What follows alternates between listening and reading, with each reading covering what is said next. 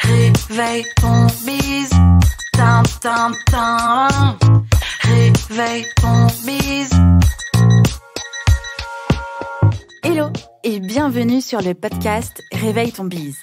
Je suis Justine, mentor podcast et business. J'aide les entrepreneurs à développer un business qui leur ressemble grâce au Human Design et sans prospection grâce au podcast. Tous les lundis à 6h, je me mets au défi de vous partager des conseils et de l'inspiration pour vous réveiller, vous et votre business. Est-ce que vous êtes prêts à attaquer cette nouvelle semaine à fond ? Moi, je le suis. C'est parti, bonne écoute.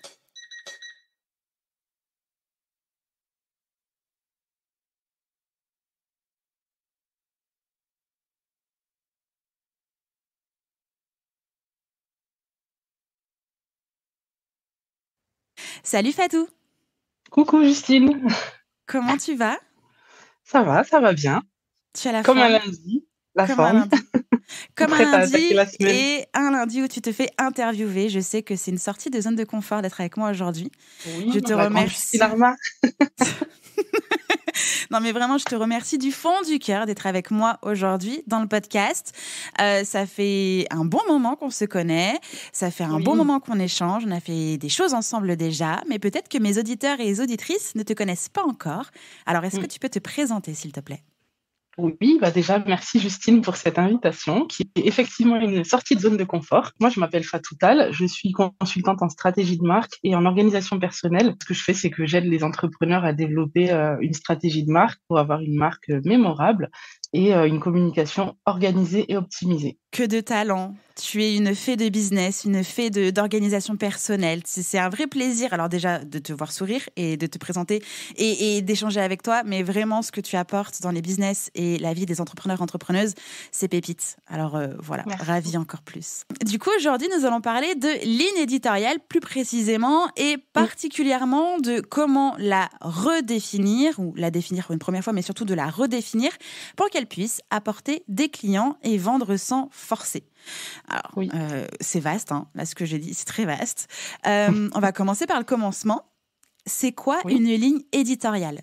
Alors, une ligne éditoriale, c'est un ensemble de règles que l'on se fixe ou qu'on fixe soi-même ou en équipe, en fait, pour déterminer comment on va communiquer sur les réseaux sociaux ou sur son blog, sur son podcast. C'est vraiment quelle voix on va donner à sa marque. Ça passe par des éléments aussi basiques que les mots qu'on va utiliser, le ton qu'on va employer, les mots qu'on va s'interdire d'utiliser et surtout les sujets et thématiques qu'on va aborder. Un petit peu moins connu, c'est que l'identité visuelle et l'audience cible font partie de la ligne éditoriale. Donc voilà, c'est les règles qui vont définir l'ambiance sur ces supports de communication. Ok, merci pour cette belle définition. Mais du coup, pourquoi est-ce que c'est important de mettre en place sa ligne éditoriale ? Alors déjà, d'une façon très terre-à-terre, lorsqu'on est entrepreneur, on se lance pas seulement pour l'amour du business et l'eau fraîche, mais pour gagner de l'argent. Donc c'est important qu'on ait un canevas en fait de communication qui va nous permettre de rester cohérent et de servir ses objectifs. Et donc le fait d'avoir cette ligne éditoriale permet d'avoir un référentiel, amener une cohérence dans ces contenus, s'assurer que les contenus correspondent aux attentes de l'audience et qu'ils permettent de transformer cette audience en prospect puis en client. Si on part du principe en fait qu'on a déjà mis en place une ligne éditoriale, alors très souvent on pense qu'on a mis en place une ligne éditoriale, mais en fait on n'a pas mis en place grand chose ou c'est pas vraiment bien déterminé. Bon, on s'est dit qu'on a passé ce step. Comment est-ce que justement on peut l'ajuster et comment est-ce qu'on la redéfinit en fait ? Quels sont les points que l'on peut regarder pour se dire je crois que ça coince, faut que j'ajuste quelque chose. Alors effectivement, comme c'est un sujet de communication, bien souvent on va être tenté de faire les choses de façon intuitive. Moi, je vois souvent des entrepreneurs qui me disent pour ma ligne éditoriale, je sais comment je veux que ce soit cool. Tu vois, des choses assez finalement vastes. Je veux que ce soit cool, que ce soit naturel, frais. Ça veut rien dire concrètement, désolée. Mais la ligne éditoriale, en fait, ça demande de passer par de la méthodologie, même si ça peut permettre de se lancer et de se dire j'ai quand même eu 1, 2, 4 clients avec l'existant, on reste en dessous de son potentiel en fait lorsqu'on n'a pas vraiment mis en place cette ligne éditoriale. Donc la première chose à faire, c'est de reprendre les bases, analyser déjà qu'est-ce qui a fonctionné, qu'est-ce qui n'a pas fonctionné pour pouvoir pas jeter tout à la poubelle, mais déjà se dire parmi tout ce que j'ai pu publier jusqu'à présent, qu'est-ce qui a donné des résultats, qu'est-ce qui m'a amené des clients, qu'est-ce qui au contraire, qu'est-ce qui a fait un buzz mais qui n'a pas fonctionné, et donc aller voir quels sont les patterns, les points communs en fait entre toutes ces publications et en faire un socle. Donc ça passe déjà par analyser l'existant et interroger aussi son audience, ses clients. Si on n'a pas de clients, déjà c'est sûr qu'on peut reprendre à zéro. Et si on a des clients, ne pas hésiter à demander à ses clients, à son audience aussi, qu'est-ce que vous aimez, qu'est-ce qui vous a plu, pourquoi est-ce que tu as décidé de me contacter, quelle a été ta première impression, etc. Donc vraiment les faire contribuer à cette recherche. Et je pense que là, c'est déjà une bonne base pour repartir. Complètement. Alors, ce que j'entends, c'est que du coup, il y a quand même tout un travail d'observation, d'analyse et de prise de décision. J'imagine que toi, ce que tu pourrais recommander, c'est d'avoir un tableau de bord qu'on appelle aussi un tableau KPI avec les indicateurs clés de performance, justement, où là, on peut regarder l'impact de nos publications, de nos articles de blog, de nos épisodes de podcast, vidéos YouTube, etc. etc. J'imagine que c'est quelque chose que tu recommandes. Alors, je le recommande, oui, très vivement. Après, c'est pas toujours très fourni. On va avoir des personnes qui n'ont pas forcément installé les outils ou qui n'ont pas fait le nécessaire à temps. Et il y a des outils qui le font très bien de façon automatique, mais qui ont besoin d'une certaine durée avec l'historique. Donc, effectivement, travailler sur ces KPI, se demander en fonction de ses objectifs business, de ses objectifs de communication, qu'est-ce que je veux atteindre et quelles sont les publications qui s'en rapprochent le plus. Et après, très basiquement, même sans tableau, si je prends l'exemple de Instagram, Facebook ou de n'importe quelle plateforme de communication, les blogs aussi, on a ces statistiques à disposition. Donc, à ce stade-là, on peut déjà le faire de façon plus ou moins intuitive et ensuite mettre en place les KPI en fonction. Enfin, moi, j'aime bien quand c'est simple et que ça se complexifie au fur et à mesure de l'évolution du business. Donc, partir déjà de ce qui a donné des résultats, de ce qui n'en a pas donné, c'est une bonne base et on peut trouver ces statistiques sur les réseaux. Complètement. On n'est pas obligé de créer une machine de guerre avec des outils hors de prix dès le départ, puisque les plateformes, comme tu l'as bien rappelé, Facebook, Insta, YouTube, même votre hébergeur de podcast, votre site internet, Google Analytics, bref, tout ce petit monde, plus ou moins gratuit, on va dire, vous permettent d'accéder à vos statistiques, à vos résultats. Alors, en fonction des plateformes, il y en a où c'est tous les 7 jours, tous les 14 jours, ça ne dépasse pas, il y en a plus sur 30 jours, etc. À vous, en fait, de prendre le réflexe d'aller surveiller pour pouvoir mieux monitorer, parce que comme tu l'as dit Fatou, au départ on a tendance à penser que on communique de façon intuitive, instinctive, et comme c'est le cas, ce sera forcément éthique et humain et machin. Et en fait, c'est pas parce qu'on monitore que en fait c'est déshumanisé, bien au contraire, ça vous permet d'être encore plus près de votre audience et d'atteindre vos résultats et objectifs, quoi. Pour exemple, moi, à mes tout débuts, j'avais une façon de communiquer qui était assez scolaire, qui n'est pas très éloignée finalement de ma façon de communiquer à l'oral, mais voilà, j'allais droit au but, j'écrivais si je voulais dire comment mettre en place, je sais pas, des publications sur les réseaux sociaux, j'arrivais et je commençais par dire comment on met en place des publications sur les réseaux sociaux avec des visuels qui me ressemblaient pas, avec finalement ce que je pensais qui était ce qui se fait dans le monde du business. Donc ça, c'était vraiment à mes tout débuts. Et lorsque j'ai décidé de mettre un peu plus de personnalité dans mes contenus, je suis allée regarder mes stats et j'ai vu que les publications que j'écrivais sans préparation, sans qui sont sorties comme ça tout droit de mon cœur, sont celles qui avaient le plus de résultats, qui amenaient le plus de clients, le plus de réactions. Et donc, c'est pas ce que je conseille le plus à mes élèves, mais c'est vrai que pour moi, en tout cas, c'est ce qui fonctionne. Et donc, ça permet d'adapter sa stratégie et de se dire, voilà, comment est-ce que je vais allier la spontanéité avec ce qui donne des résultats. C'est ça. C'est vrai qu'on pourrait avoir cette espèce de croyance de parce qu'il y a une ligne éditoriale, forcément, c'est tout de suite très trop pro, froid, distant, tout ce que tu veux, alors qu'en fait, ça sert juste à avoir des barrières, mais ça, on y reviendra un tout petit peu plus tard. Oui. Donc du coup, si on résume là ce qu'on s'est dit depuis ces quelques minutes, on a compris ce que c'était une ligne éditoriale, on a compris l'importance de mettre en place une édito pour son business, pour son projet plus globalement, que justement nous pouvons l'ajuster et la redéfinir parce qu'on a conscience et connaissance de l'existant, de ce qui a fonctionné et pas fonctionné. Maintenant, quels sont les 3 points fondamentaux, du coup, pour pouvoir reconstruire cette ligne éditoriale à la hauteur de ce que l'on souhaite pour son business et son projet? Je dirais que la toute première étape, ça va être sans doute une répétition, je pense, pour ton audience et pour beaucoup d'entrepreneurs, c'est de définir clairement sa cible, savoir à quelle audience on s'adresse. Donc, qu'il s'agisse de construire ou de reconstruire sa ligne éditoriale, en fait, c'est incontournable. Donc, soit on va aller identifier à quel public on s'adresse si on part de zéro, construire une fiche persona qui représente dans un premier temps le client idéal, mais aller confronter ça au terrain avec des enquêtes qualitatives, des entretiens et des questionnaires. Ça passe aussi par des enquêtes sur les réseaux sociaux, dans les commentaires, sur Amazon, les forums de discussion, enfin voilà, mener sa petite enquête un petit peu partout et interroger aussi son audience quand on en a déjà une ou ses clients pour en savoir plus, pour mieux les connaître et du coup pouvoir créer quelque chose qui soit conforme à leurs attentes, à leur style, à leur façon de s'exprimer, de consommer du contenu. Ça, c'est vraiment fondamental et ça ne peut pas s'inventer. La deuxième étape pour créer donc une ligne éditoriale, c'est de créer du contenu qui soit cohérent et de qualité par rapport aux attentes de son audience. Donc, on va commencer par réfléchir aux thématiques phares qui vont permettre de répondre aux problématiques de son persona, sans oublier les thématiques commerciales et autopromotionnelles, mais sans en faire trop non plus.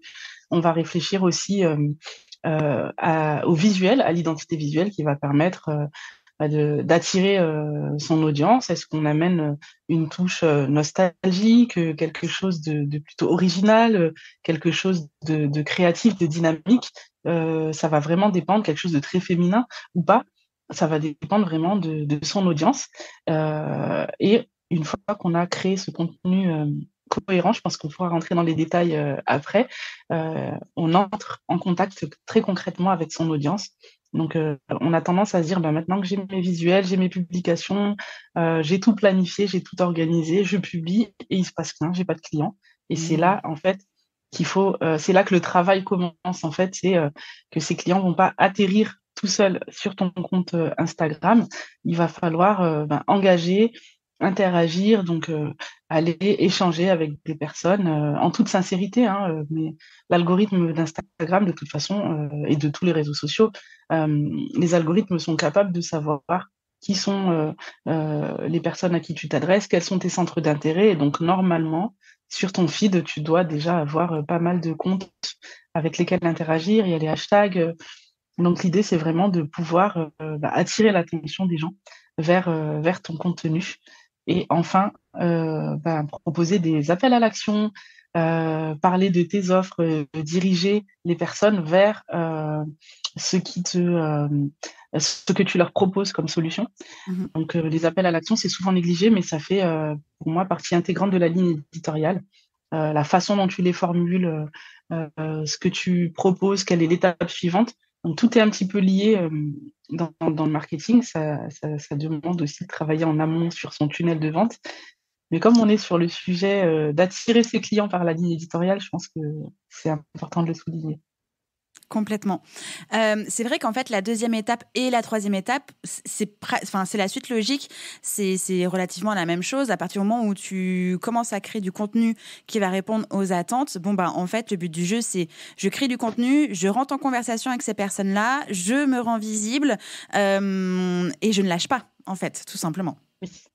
Oui, je ne lâche pas. Très important parce que on ne maîtrise pas finalement le délai sous lequel ça va donner des résultats. C'est ça. On a tendance à avoir peur de tonton l'algorithme, mais très concrètement, les algorithmes sont basés sur la réalité des comportements humains et très naturellement, en observant même soi-même, lorsque je découvre un compte, je vais regarder les stories dans un premier temps et les posts, puis je vais commencer à liker au bout d'un certain temps. Et puis, au fur et à mesure que la relation se développe, entre guillemets, qu'elle est nourrie par le créateur de contenu, je vais commencer à répondre aux box en story, à réagir, Mm. et puis ça va devenir une routine. Et bien, c'est ce que fait l'audience. Donc, faut pas se décourager et faut attendre que ça prenne parce que chacun son timing, chacun son déclic, justement. Et c'est super important d'avoir cette patience-là, au moins au Mm. démarrage. Oui, totalement. Tu fais bien le préciser. La stratégie de contenu qu'on appelle aussi l'inbound marketing, c'est quand même une stratégie qui porte ses fruits quand c'est bien mis en place, mais on est quand même sur un timing moyen, long terme. Ce n'est pas de l'immédiateté en dehors d'un super buzz de je ne sais quoi. Donc, il faut faire preuve de patience, de persévérance, d'observation, d'analyse et itération totale tout le temps. Complet, complètement. Et je suis contente que tu parles de ce super buzz parce que justement, très souvent, on va se dire, bah, j'ai fait une publication qui a fait X vues, surtout avec cette pression qu'on a à faire des reels à Oui. tout va. Euh, Ça apporte beaucoup de vues, mais si c'est pas cohérent avec ce qu'attend ton audience, si c'est pas cohérent avec ta façon de t'exprimer, ça apporte des vues et c'est tout. Moi, j'ai désactivé d'ailleurs, j'ai archivé il y a pas très longtemps un reel qui avait fait 50 000 vues, 7 000 likes, et j'ai eu un abonné qui était un préado. Pas entrepreneur du tout, donc c'est bien, ça fait du bien de se dire ça a été vu, ça a été liké, ça a fait Mm. rire, et pourtant c'était pas un reel hors sujet, mais il se trouve que voilà, maintenant je fais des reels pour m'amuser parce que ça amuse un petit peu mes abonnés, mais c'est pas moi personnellement ça fait pas partie de ma stratégie Mm. pour attirer des clients. D'accord, bah, merci pour ce partage transparent. Moi, ça me fait soulever une question justement, c'est que depuis le départ, on parle majoritairement d'Instagram, en tout cas c'est là où toi et moi, on est en train de partager nos Oui. exemples, mais comment est-ce qu'on fait pour construire une ligne éditoriale, reconstruire une ligne éditoriale quand en fait on a plusieurs plateformes de communication. Donc, on peut avoir Instagram, on peut avoir LinkedIn, enfin bref, tous les réseaux sociaux existants dans le monde, mais aussi d'autres plateformes de plus gros Oui. contenus comme blog, YouTube, podcast. Oui, voilà, on va dire ces trois principaux. Comment est-ce qu'on peut faire du coup sa ligne éditoriale? Est-ce qu'on en fait une pour tout ou est-ce qu'on en fait une par plateforme? Super important, effectivement, c'est que dans la ligne éditoriale, il est important aussi de décider sur quelle plateforme on va être présent et d'avoir une stratégie pour chaque plateforme sur laquelle on est présente. C'est aussi pour ça qu'on parle beaucoup d'Instagram parce que c'est difficile d'être partout de façon égale. Et donc, l'idée, c'est de mixer la voix qu'on veut porter avec le lieu, les personnes avec lesquelles on va s'adresser. Et on peut tout à fait avoir, par exemple, deux personas. Un exemple très classique, c'est d'avoir des personnes B2C sur Instagram, du B2B sur LinkedIn, et donc ça va pas être les mêmes attentes, ça va pas être le même type de contenu, mais il y a aussi les pratiques en cours sur chacune de ces plateformes, la façon dont on s'exprime, ce que les gens viennent y chercher. Donc c'est important d'aller chercher des données statistiques, de voir par exemple quelles sont les tranches d'âge, même si ça reste des généralités, mais ça peut aider, quelles sont les pratiques sur ces différents réseaux, et toujours dans l'analyse de ces statistiques, voir quel type de publication fonctionne le mieux sur telle ou telle plateforme, sous quel format, et comment est-ce que je me distingue aussi des publications de mes concurrents sur chacun de ces supports. Autre élément super important, c'est que les formats qui fonctionnent le mieux, ou voire qui fonctionnent tout court sur une plateforme ou l'autre, ne sont pas les mêmes. Et donc, c'est important en amont de se dire, bah, dans ma ligne éditoriale, je vais faire, je sais pas, des carousels sur LinkedIn, des posts avec tel type de visuel sur Instagram, et puis sur Facebook, je vais plutôt partager des articles ou que sais-je. Mais l'idée, c'est vraiment de réfléchir pour chacune des plateformes sur lesquelles on va être présente. Sur mon blog, je vais partager peut-être des sujets un peu plus profonds, ou au contraire, je vais faire juste des retranscriptions de mon podcast. Donc, c'est vraiment en fait une réflexion à avoir pour chacun des supports sur lesquels on souhaite être présent. Du coup, transition parfaite, mais est-ce que faut noter quelque part, en fait, sa ligne éditoriale ou on est censé tout garder dans notre tête et ça va fonctionner comme ça? Tu sens l'ironie de ma question ou pas? Oui, mais c'est important parce que la réponse est importante et souvent, je vais avoir des personnes qui vont mettre leur ligne éditoriale sur leur carnet et qui vont me dire: «Ben moi, je sais pas, je suis pas très, informatique et cetera». Mais concrètement, il faut le noter. Le support, c'est pas le plus important, ça peut être dans ton carnet, ça peut être sur, un support comme, Notion, sur, Google Docs ou, peu importe, mais c'est important de le noter justement puisque ce sont des règles, à respecter. Ça permet aussi, bah, dans un au moins le temps de s'y habituer, d'avoir un référentiel et puis, bah, quand tu vas développer ton business, tu pourras le faire évoluer. Tout à l'heure, Justine, tu parlais d'itération. C'est important aussi de regarder, très en détail, qu'est-ce qui a, parce que c'est bien de se dire: «Bah, telle publication a fonctionné ou pas», mais aller plus dans le détail. En marketing, c'est important de changer, un élément après l'autre pour pouvoir savoir concrètement où Mmh. sont les leviers, d'évolution et donc se dire: «Ah ben là, depuis», bah, moi, par exemple, depuis que j'ai fait évoluer, j'ai fait un petit test sur ma stratégie de hashtag, ça fonctionne moins et bien, je sais que, alors je me suis donné le temps, je me suis noté surtout ne pas changer avant 3 mois parce que Mmh. parfois, l'impulsivité peut te donner envie de te dire: «Bah, ça a pas marché, j'arrête». Mais maintenant, je sais que ma stratégie précédente était meilleure. Je vais y revenir, et puis à un moment, tu vas dire: «Bah, depuis que je mets plus d'émojis, depuis que, j'utilise tel mot, depuis que je vous vois, depuis que je tutoie, j'ai telle ou telle évolution positive ou négative» et ça, si tu le notes pas, tu vas avoir des difficultés pour voir en détail justement, Mmh. qu'est-ce que tu peux améliorer pour reconstruire ta ligne éditoriale. Complètement. Et puis pour aller un peu plus loin dans l'étape suivante, de là, on part du principe que vous êtes seul dans votre business, seul dans votre projet, seul à écrire votre contenu. Mais le jour où il y a une autre personne qui vient travailler avec vous dans votre contenu Ouais, sur telle ou telle plateforme de communication, cette personne-là ne sait pas lire dans votre cerveau. Et donc, du coup, c'est hyper important de pouvoir noter quelque chose de concret, noir sur blanc, et de pouvoir le transmettre à votre futur collaborateur, collaboratrice. C'est hyper, hyper important. complètement. Tu parlais effectivement de où, ranger sa ligne éditoriale. Ça peut être intéressant aussi d'avoir une charte éditoriale, c'est un peu plus vaste. C'est souvent confondu, mais ça correspond à l'ensemble des règles de Mmh. rédaction, et de publication, de partout.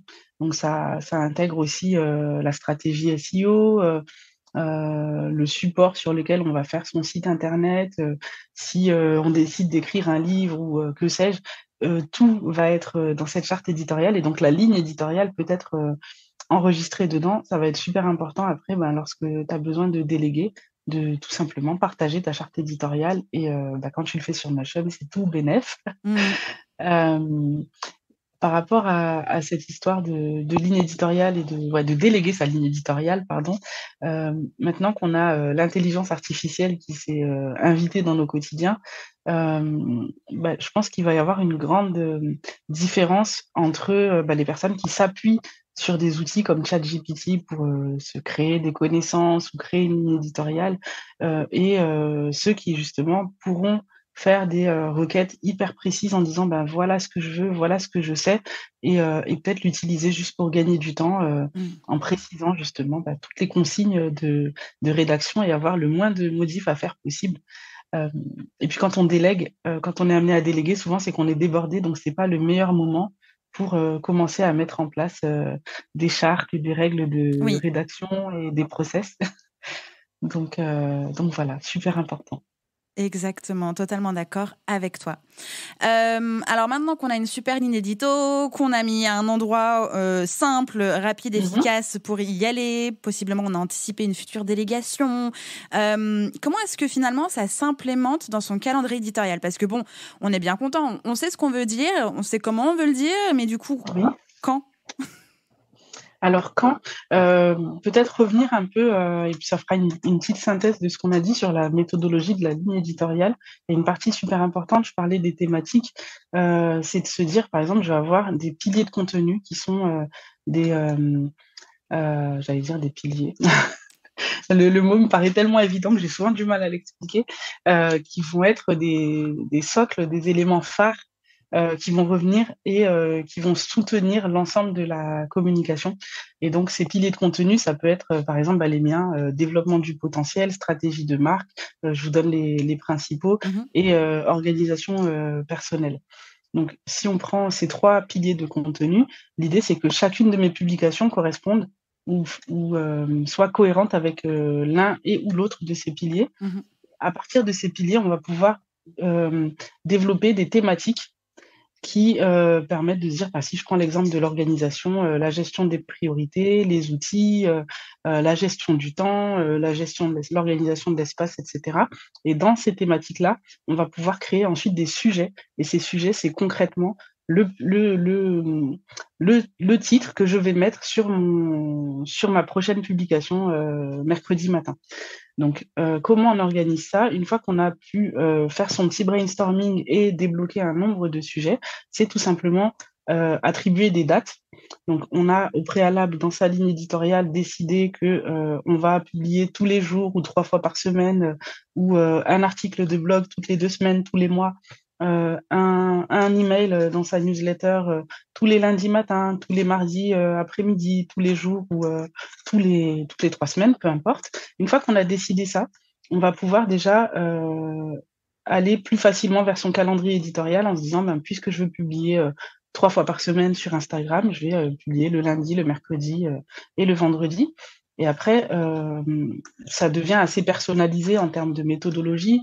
Je peux décider de publier un pilier de contenu par jour. Par exemple, si j'ai 5 piliers de contenu, 7 piliers de contenu, je peux aussi décider de publier un type de format.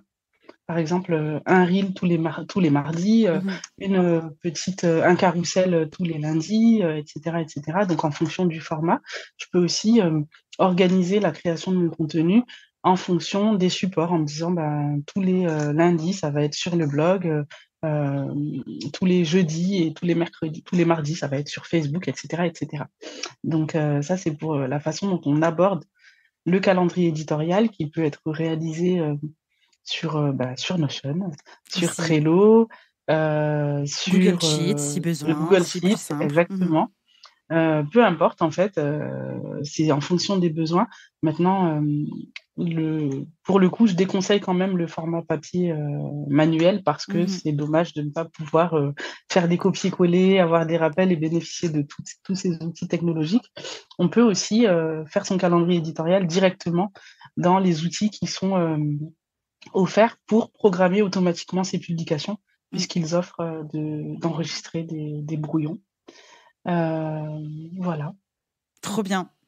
J'espère que du coup ça a bien aidé toutes ces personnes qui se disent ok, vous êtes bien mignonnes les filles, on a une ligne édito, mais comment est-ce qu'en fait dans la vraie vie c'est possible que ce soit implémenté et comment je fais avec un calendrier.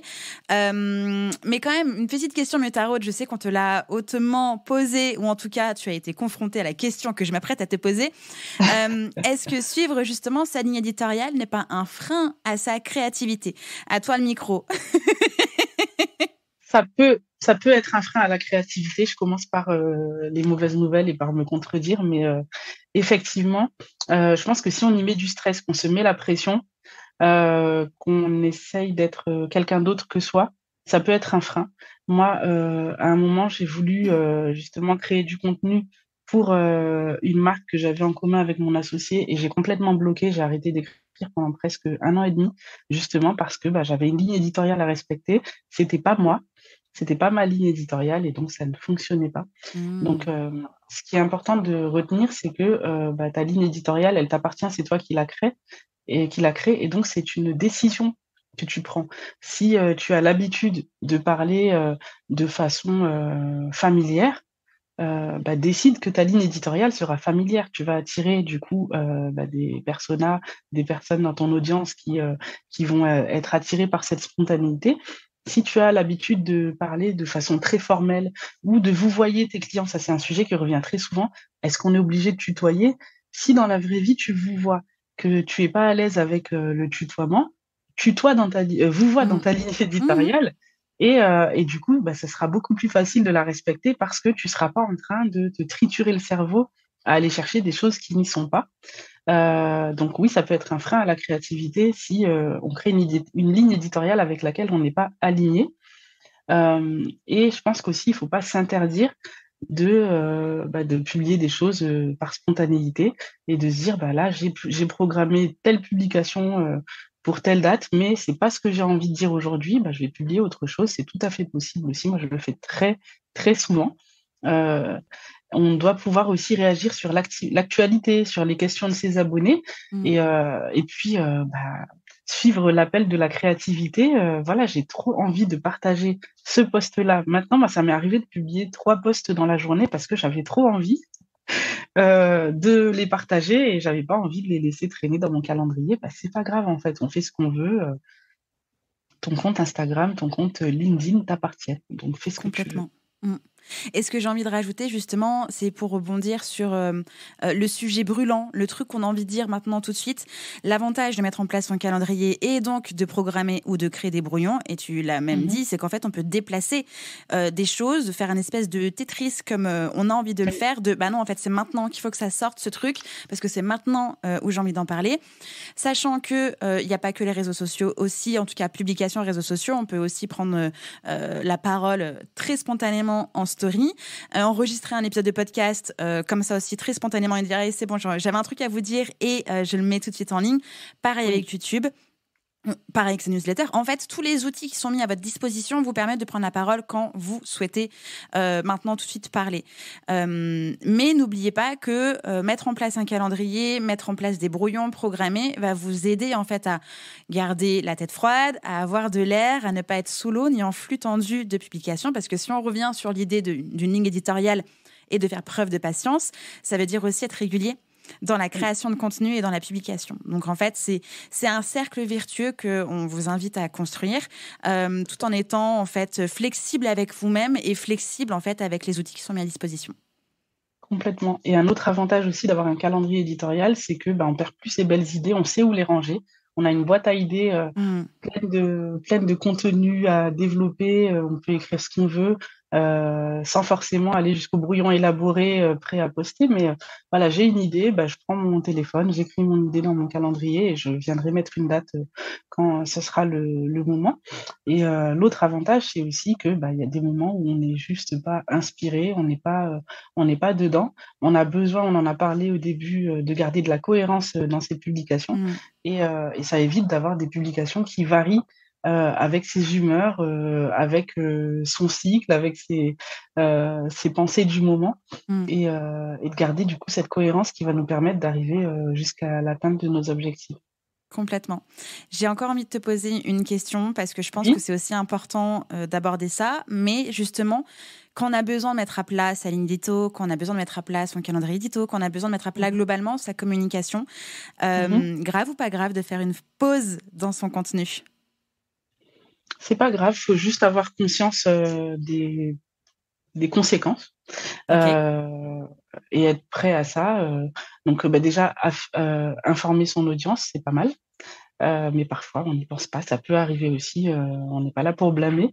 Mais voilà, informer son audience. Pourquoi pas, si on peut rester en story. J'ai vu plusieurs fois des créateurs de contenu dire j'étais en pause. Est-ce que l'algorithme m'a pénalisé? On en parle comme d'un être humain méchant. Mhm. Euh, N'hésitez pas à aller liker mon dernier post pour relancer la machine et la visibilité. Mais après, on refait juste le même travail et c'est juste le temps. En fait, c'est pas une question de pénalité en fait par l'algorithme, mais c'est surtout que lorsqu'on publie, on informe l'algorithme de quoi on parle, à qui on s'adresse, à quelle fréquence on va venir. Et donc, il a besoin d'une certaine prévisibilité. Donc, Mhm. lorsqu'on s'absente un certain temps, on a besoin de reprendre ce temps-là pour rééduquer l'algorithme à nos pratiques. Et ça demande juste un petit peu de patience, mais c'est faisable. Et ce que je dirais dans ces cas-là aussi, un petit hack, on va dire algorithmique, c'est que si vous avez besoin de faire une pause, et bien en fait, utilisez toutes vos idées de contenu que vous aviez sur le feu, programmez-les, et le temps en fait de publication que vous avez devant vous, prenez ce temps-là pour mettre les choses à plat. Oui. À titre d'exemple, moi c'était au mois de juin 2022. Pendant 3 semaines, clairement, j'ai rien pu créer comme contenu parce qu'il y a eu une semaine de vacances, une semaine de coco et une semaine début de dos bloqué. Ensuite, pendant 3 mois, ça a dû rester histoire. Et en fait, j'étais ravie de voir que tout ce que j'avais mis en place d'un point de vue marketing et communication et publication sur les réseaux sociaux, podcast, tout ça, newsletter, articles, tout ça, ça avait continué de vivre parce qu'en fait, j'avais de l'avance sur ce mois de juin, justement. Et donc, j'ai disparu, entre guillemets, de la surface de la planète web sans réellement disparaître, où là, clairement, mes stories, c'était... j'ai même pas le souvenir de m'être pointée en story parce que je pense que j'étais vraiment au bout de mon Rolls. Mais en tout cas, j'avais quand même du contenu et je continuais à interagir avec mon audience, commentaires, DM, réponses aux mails, etc., etc. Et du coup, mon absence ne s'est pas vue. Et ça n'a pas du tout impacté mon entreprise, ma visibilité, ni quoi que ce soit. Donc, si jamais vous avez besoin de mettre les choses à plat et besoin de temps et que vous avez vraiment peur de faire une pause parce que vous avez peur que l'algorithme vous pénalise ou que votre audience vous oublie ou que votre business s'effondre, parce que ça peut être une vraie croyance limitante, cette histoire, programmez tout et puis prenez le temps, devant vous. On a fait un grand tour, mais quand même, ultime question. Est-ce qu'il y a une question que je ne t'ai pas posée et que tu aimerais que je te pose? S'il n'y a pas, il n'y a pas. Hein. Non. Tu as le droit de me dire non, Justine, interview parfaite, valeur plus, absolument génial. Je prends, hein, c'est très bien aussi. Interview parfaite, valeur plus, absolument génial. Ok. Non, mais je cherchais sincèrement dans ma tête et j'ai rien trouvé. Je pense qu'on a bien fait le tour. Ouais, on a bien ratissé. Donc voilà, c'est... ne pas se mettre la pression, tout baser sur son audience cible, créer quelque chose qui soit cohérent et tout programmer, s'organiser en avance et ensuite faire le plus important pour transformer ses abonnés en clients, c'est interagir, échanger, inviter et rediriger vers ses produits, ses services, etc. Résumé parfait. Merci Fatou.